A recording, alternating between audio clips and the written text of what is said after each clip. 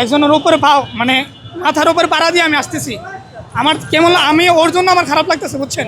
ওর জানি কি অবস্থা, তাও ওরা পিছন থেকে সেনাবাহিনী পুলিশ সবাই আমাদেরকে মানে পিছন থেকে লাঠি চার্জ করতেছে। আপনারা জানেন এই যে বিগত দিনগুলোতে কিভাবে বাংলাদেশের সরকার বলেন, মন্ত্রণালয় বলেন, আইন এবং যারা দায়িত্বে বসে আছে তারা কিভাবে ব্যর্থ হয়েছে।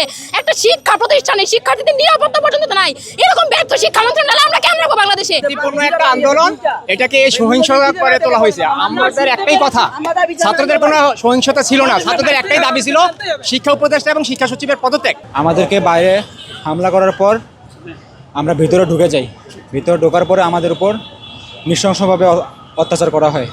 আমরা আমাদেরকে যেখানে পাইছে লাঠি দিয়ে যেখানে পাইছে সেখানে মারছে।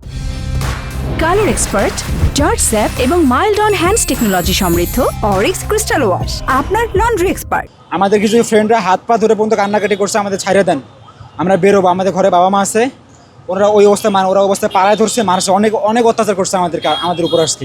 জাস্ট এটুকুই বলবো, আমাদের কিছু বলার নেই। আমি নিজেও অনেক আমার শিকারে, আমার পায়ের মধ্যে মার খেয়েছে অনেক, আমার হাতের এখানে মারছে, আমার এই যে বন্ধুরা অনেকভাবে মারছে। আমাদের এখন আর কিছু বলার নাই।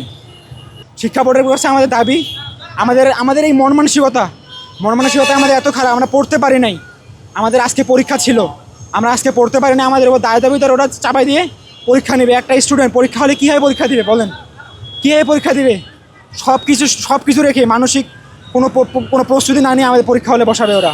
আরও বিভিন্ন দায় দাবি, 33টা নিয়ম, অনেক কিছু নিয়ম আমাদের উপর চাপাই দিচ্ছে। এটুকুই বলবো, আর কিছু বলার নেই আমাদের।